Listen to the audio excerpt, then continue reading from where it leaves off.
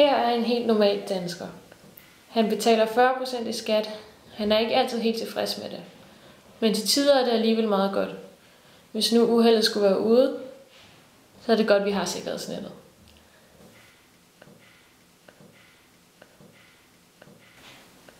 Her i Danmark er vi heldige at have vores sikkerhedsnet. Men en del unge ved kun lidt om sikkerhedsnettet. Vi har lavet en undersøgelse, som viser, at 36% mente, at de godt vidste, hvad sikkerhedsnettet var. 30% vidste nogenlunde, hvad det var. 28% vidste det ikke. Og 6% havde ikke nogen holdning til det. Hvilket vil sige, at over halvdelen enten ved lidt eller slet intet om sikkerhedsnettet. Sikkerhedsnettets penge kommer fra borgerne via skatten. De penge, der går til sikkerhedsnettet, bliver så delt ud til dem, som har brug for det. Om det så er arbejdsløshed, personlig konkurs eller sygdom. Så basically er staten lidt ligesom en moderne Robin Hood.